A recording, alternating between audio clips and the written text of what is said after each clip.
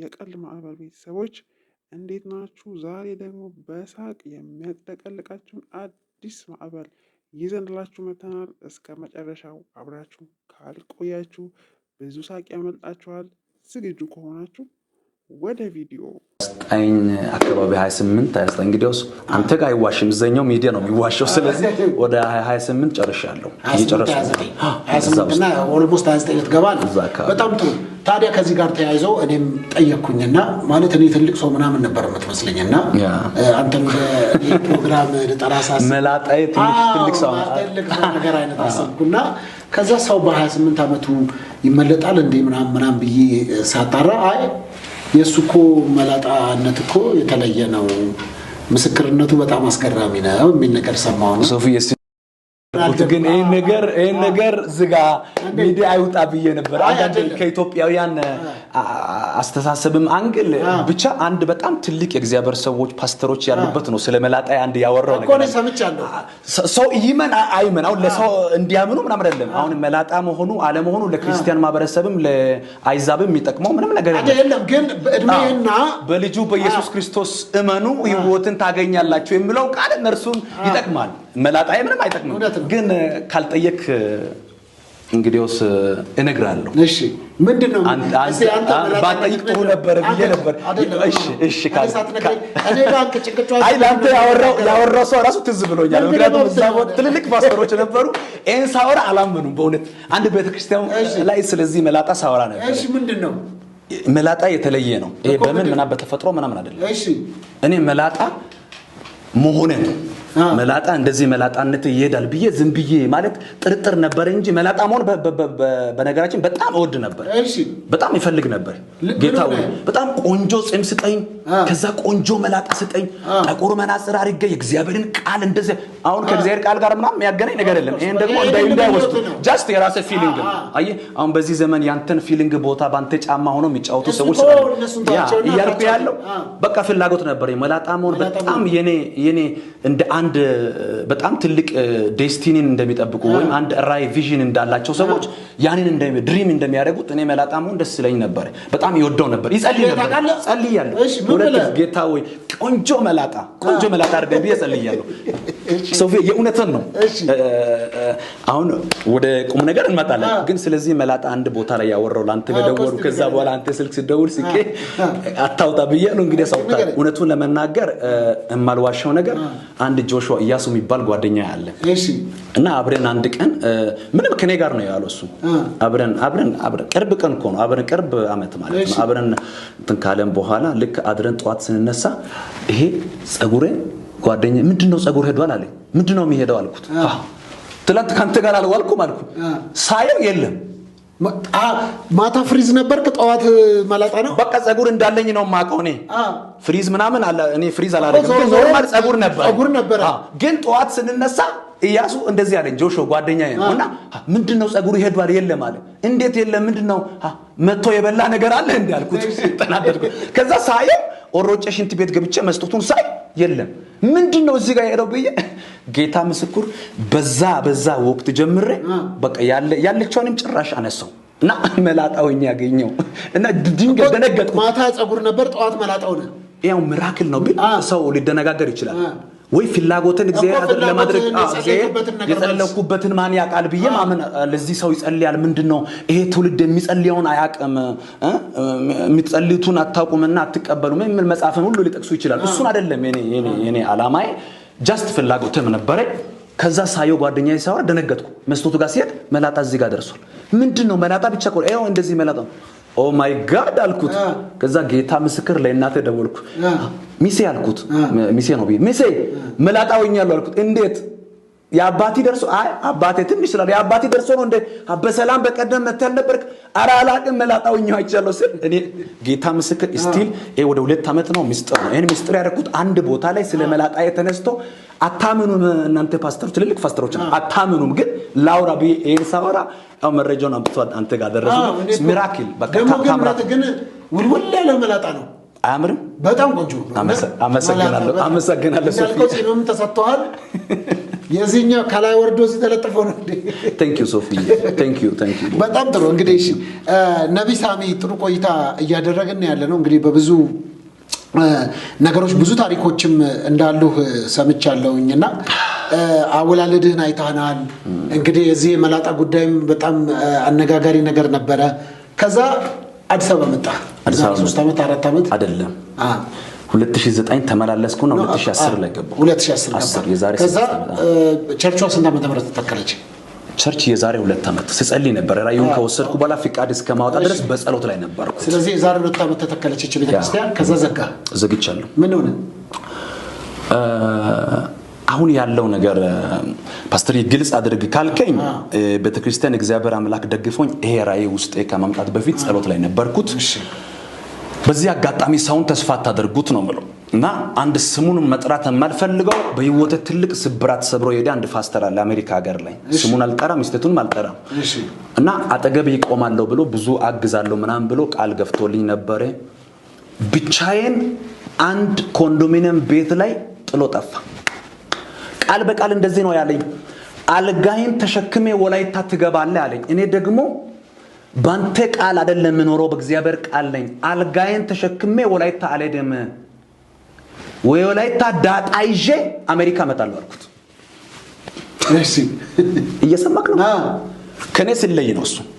በነገራችን አንድ ማከብረው ትልቅ እግዚአብሔር ሰው እግዚአብሔርን ቃል የሚያስተምር ሰው ነበርና እሱ ብር እየከፈለ ነው በራሱ ቸርች ላይ ከሱ ተለያለ። ምንም ብር እየከፈለ አይደለም፣ ወዳጄ ነው። በጣም ትልቅ የማከብረው የሚሰማው የእግዚአብሔር ሰው ነው። ከሱ ተለያለኝ። እንዴት የእግዚአብሔር ሰው ነው የሚያስተምር ወንጌል የሚያስተምር እንዴት ተለይ ትለኛል አልኩት። ወይ ለኔ ራይሁን ወይ ለሱ ራይሁን አለኝ። ለሁለታችሁ መሆናለሁ አልኩት። በሚያስፈልገኝ ለሁለታችሁ ማገለግላለሁ። በቃ እሱን መርጣል። ስለዚህ ከዚህ በኋላ ካንተ ጋር ያለው ነገር ቆርጫለሁ አለ። ወላይታ በሄደ ጊዜ የኔ አባት በወላይታ ባህል ሀደራን ሲሰጡ እናቶቻችን አያቶቻችን አባቶቻችን ሳር ይሰጣሉ። አባቴ ሳር ሰጥቷል እጁ ላይ ሀደራ ሰጠ ልጅን ሀደራ ብሎ። ግን ያንን ሀደራውንም ይዞ እግዚአብሔር እጅ አለበት። አሁን ቅድም የሚበላሹ ነገሮች ላይ እግዚአብሔር እጅ አለበት ብያለሁ። ይሄን ፓስተር ይሄን ወንድም ይሄን አሁንም እግዚአብሔር ሰው ነው። ይሄን ከህይወቴ እግዚአብሔር ሲወስደው በሳቱ ለአንድ ለሁለት ወር ለሶስት ወር ልቤ ቢሰበርም ክራይን ለመክፈል ማጋ ልሂድ ፐርሰናል ደሞዝ የለኝም፣ ምንጭ የለኝም። እኔ አገልጋይ ነኝ፣ የህዝብ አገልጋይ ነኝ፣ ወንጌል ነው የማገለግለው። በሳቱ ይህን ያክል የነቢያት ምናምን ከተማ አልነበረም፣ የአገልግሎት ምናምን እንትንም ብዙ አልነበረም። ሰዎች ጋር ሞር እንዳልደርስ ትልልቅ ስልክ ጅል አልነበረም። ላይቭ ላይ ያገለገልኩ ነበር። በላይቭ እንዳልቀጥል ብዙ ቻሌንጅ ነበረኝ። እግዚአብሔርን ልጸልይ ብዬ 21 ቀን እግዚአብሔርን ከጸለይኩ በኋላ ፈተና ነበረኝና ያንን ፈተና ለመጨረስ ብዬ ወላይታ አልኩት። ልክ ከክላስ ስወጣ ከአሜሪካ አንድ ስልክ ይደወላል። ሶፊዬ እግዚአብሔር በጭንቅ ቀን ላንተም ለሌሎች በጭንቅ ቀን እግዚአብሔር እንደዚህ ይደርሳል። እግዚአብሔር ሲደርስ እኮ ሲያጽናና ልብን ሲጠግን በዚህ ስሜት ውስጥ ከራይ ወደ 3 ወር መጥቷል። ምን ልበል? እውነት አዲስ አበባ ሰው ምስኪን ነው። አዲስ አበባ ሰው እግዚአብሔር ያከብራቸው። የአዲስ አበባ ህዝብን እግዚአብሔር ከዚህ በላይ ይጠብቅ እና አላስጨነቅ። ስሙትማ ይሄ ፓስተር ተኝቼ ጠዋት ስነሳ ጓደኛዬ ጋራ ጸጉሬ ተመልጦ አገኘሁት። ፍሪዝ ነበረ ጸጉሬ። ስነሳ ተመልጫለሁ ጸጉሬን አለ። ሚራክል ነው ይላል። እዛ ምንድነው መጥቶ የበላብኝ ነገር አለ እንዴ ጸጉሬን? ሽንት ቤት ገብቼ ሳይ መላጣ ነኝ፣ ጸጉሬ የለም። የት ሄደብኝ ጸጉሬ ብሎ ይሳከሰናል እንግዲህ። ከዛ ሙሉን መላጤን አነሳሁት። ከመላጣ ሆንኩኝ አለ እና ጸሎት አድርጌያለሁ። መላጣ እንደሆነ በቃ ቆንጆ መላጣ እንደሆነ እፈልጋለሁ። መላጣ ልዩ አድርገኝ ብዬ ጸሎት አድርጌያለሁ ነው የሚለው እንግዲህ። በዛ ደግሞ እንዴት መላጣ እንደሆንኩኝ ሚስጥር አድርጌ እስከዛሬ ድረስ ተቀምጫለሁ። ይሄ 2 ዓመት ሙሉ ሚስጥር ዛሬ ገና ነው ያወጣሁት እያለ ነው። በጣም ውልውል ጽድት ያለ መላጣ አለኝ እያለ ነው። አዳምጡት እስከ መጨረሻው ድረስ። በጣም ነው የሚያስቀው ወይ ፓስተር።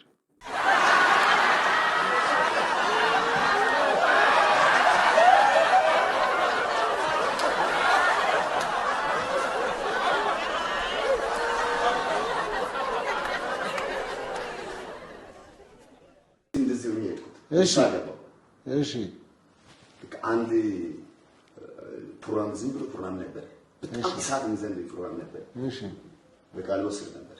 እሺ እና እጅ ምሳገባው ከዛች ግን ደግሞ አይን ተከፍቶ ቀረ። ኦኬ ከዛ ወዲያውኑ ወደ አገልግሎት ገባው። ወዲያው ገባ ወደ አገልግሎት ውስጥ ሜዳ ገባውና እዛ እነሱ ጋር ድነት ምናምን ጨርሼ ገባው ወደ አገልግሎት። እሺ አገልግሎት ኮይር ላይ ተከላከለ። እሺ ቃለ ሕይወት ኮይር ገባ። የት ቃለ ሕይወት? እዛ ሻንቶ ቃለ ሕይወት ማለት ነው። እሺ አንተ ልክ ነው ከባሰች በጣም አድጓል። እና እሱ ተቀላቀየ ያለው ኮይር ውስጥ ገባ። እሺ ልዘምር ገባ። እሺ ኮይር ውስጥ ገብቼ ሁሉም አያለ ይገለጣል አይነ በቃ ምንም አይሰራም። ማን ምን ሆኖ እንደመጣ ያለ እሺ ወድቆ የሚመጣው አምዝሮ የሚመጣው የሚሸወድ ሁሉም አያለ። እሺ ከዛም በኋላ ምን ሆንኩት? አሁን ተከለከለኩና ከሚግዳ ላይ ከሰው ተገለልኩ። እሱ ራሱ እሺ ጫካ በጫካ መዞር ጀመርኩ። የት ጫካ ሄድክ? ወንዝ አለ ወንዝ ያለበት።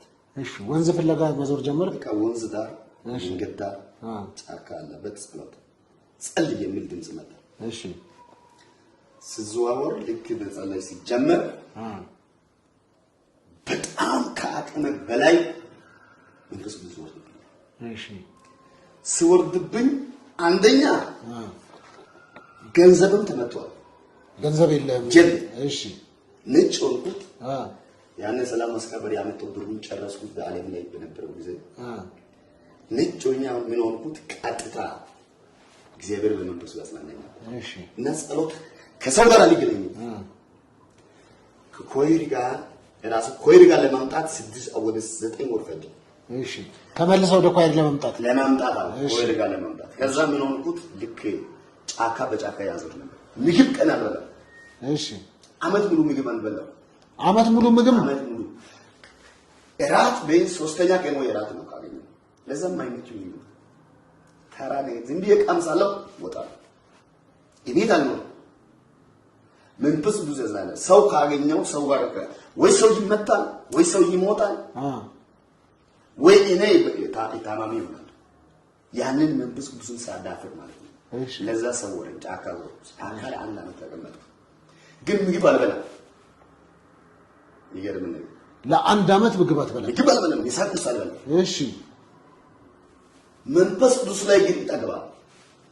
ስለዚህ መንፈስ ቅዱስ ግን የጥጋብ ስሜት ሰውነትህ ሳልከሰል ከስቷል። እሺ በጣም ቀጭን ነው። ግን ሰው እንዴት አንድ አመት ምግብ ሳይበላ ይኖራል? መንፈስ ቅዱስ ከ3ኛ ከ4ኛ ቀን እራት አለ ወይ? ኦኬ እራትን ለማግኘት ከ3 ከ4 ከየት ነው ሰው ያመጣልሃል? እራት ምናምን ነው ጫካ ውስጥ ያመጣል። ሰው ይዞ ይመጣሉ። ቤተሰቦች አንዳንዴ ያመጣሉ፣ አንዳንዴ ወደ እነሱ ወዳሉ። ኦኬ ልክ እንደበለው ወጣሉ። በጣም ከሰው ግን ይህን እየሆንኩት ቸርችና ፕሮግራም ሪቫይቫል ያለበት ይከታተላል። የት ያለበት ፕሮግራም ያለበት ይሄ የነቢያት ፕሮግራም ያለበት ቸርች ያለበት ይከታተላል። እሺ ከዛ ወዲያውኑ የሚገርም ነገር ጉባኤ ላይ እኔ አሁን ምግብ አልበላም አይደለም 20 ሰው አይዘልም። ግን እኔ መንፈስ ቅዱስ ይወርድ 20 ሰው መያዝ አይችልም። ቢያንስ ቸርች ሰው ገልብጦ ነው የሚይዘኝ። አንተን ሪቫይቫል አሁን እኔ ስነሳ ባይዞይ ምንም እግሬ እጄ ሳይነካ ቆርቆሮ ወደ ላይ በክንፍ ማለት በክንፍ ትወጣለህ ወደ ላይ ወደ ቆርቆሮ። አዎ ሪቫይቫል መንፈስ ቅዱስ ይመጣል። ለጥቆ ይወስደኝ። እሺ ከዛ ቢያንስ 4 ሰው ሆኖ ነው የሚያወርዱት። ከዛ በኋላ ያረጋጋል። አትወጣም እንደ አንተ እንደወጣህ አትወርድም እንደ ለምሮ ሰው የሚያወርድህ ይከታተላሉ አይደል? እኔ አላውቅም። ቢያንስ አንዱ ተኩል ደቂቃ መላ ነው ያክል ነው ሪቫይቫሉ ሲመጣ ዝም ብለህ አላውቅም። ቢያንስ ታች ላይ ካለ ህዝቡን ሳይነካ ነው የሚለው። በሪቫይቫል ትራመዳለህ በህዝቡ ላይ ህዝቡን ሳይነካ በአየር እኮ በአየር እንደዚህ ትበራለህ። በጣም እሳት ነበር። ልክ እኮ የምትበረው ይሄ ኮማንዶ ስለሆንክ ነው ወይስ ምንድን ነው? በመንፈስ ነው። ምን ኦኬ በመንፈስ ኦኬ። ኮማንዶ እዛው ነው። እዚህ ጋር አሁን መንፈስ ብዙ ነው ይበላል። ልክ እንደዚህ ሲሆን ከዛ በኋላ ወደ አገልግሎት ዓለም የገባው ነበር። አስብዬ ወደ ገባው አሁን አገልግሎቱን መጀመር ጀመርኩት። ግን እንትኑን እስቲ ንገረኝ በደንብ ሰው እንዲረዳህ። ምን ያህል ሜትር ነው የምትበረው እንደዚህ አየር ላይ? ምን ያህል ሜትር ይሆናል? ምን አይነት ሰው ነው? ከጨርጭ ጫፍ እስከ ጫፍ በመንፈስ ሰው ሳይነካ ይወርዳል እኮ እንደዚህ። አንድ አሁን አለችን ፊት ለፊት አልቀመጥም። ስማ፣ እሺ፣ ጉባኤ መሀል ላይ ነው የሚቀመጠው። እሺ፣ ልክ እኔ ከተቀመጡ በዚህም አጋንንት ወይ ይጮሃል። እሺ፣ አንድ ነገር ካየው መንፈስ ቅዱስ በቃ ማነቃቃት ይጀምራል። ኦኬ። ከዛ በክንፍ ወጣል። በክንፍ ነው እንደዚህ ቀጥታ እንትዳል። በጣም እንደዚህ ተለቀያ ወይ ማድረክ ላይ ይገኛል ወይ ቆርቆሮ ላይ ይገኛል። እሱ ማንም ከያዘ በኋላ ሰዎቹ ይገረማሉ። ሁሉም ሰው እንዴት እዚህ መጣ ይላሉ። እንዴት ይሄ ምን የእውነት መንፈስ ነው ሁሉም ያቀርባል። እዚህን ሰዓት ሪቫይቫል ከባድ ስለሆነ እና አጋንንቱን በደንብ ነው ማለት ነው። እዛ በኋላ አሁን ወደ አገልግሎት የገባው ኮይር ውስጥ የገባውና ኮይር ያለው በመንገድ አጋንንቶች ማውረድ ጀመረ። ምን ሳልነካ ወይ እየሰደበ ይጮሃል። ለምን መጣ ይላሉ። እሺ አንተን ለማሳገር ፈልግ በመንገድ ላይ ሆኖ እስከዚህ ቀን ድረስ በመንገድ አጋንንት ያወጣል።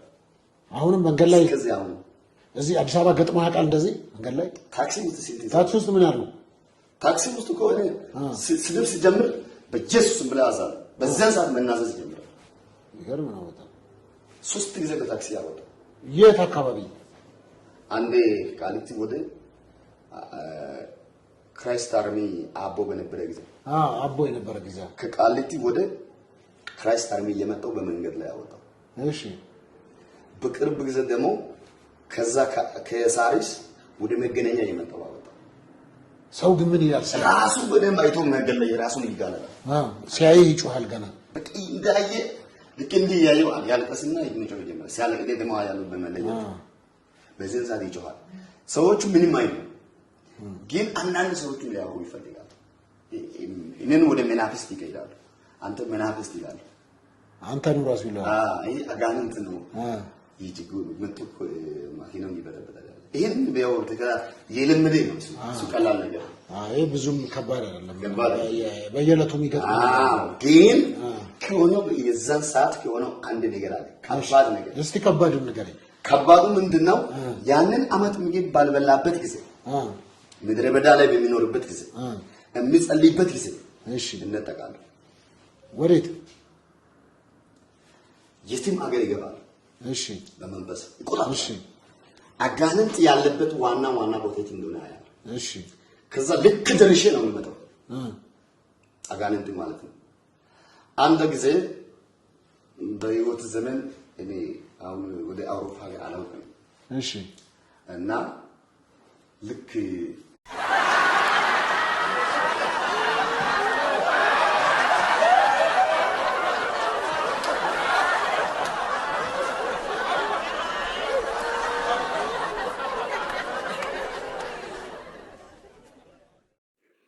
የዛሬው ቪዲዮአችን ይህን ይመስል ነበረ። የትኛው ሪያክሽን የትኛው ቀልድ አስቋችኋል? ከተመቻችሁ ደግሞ ላይክ አድርጉ፣ ኮመንት አድርጉ፣ ሼር አድርጉ፣ ሰብስክራይብ አድርጉ። በቀጣይ ቪዲዮ እስከምንገናኝ ድረስ ሰላም ቆዩልኝ። እወዳችኋለሁ።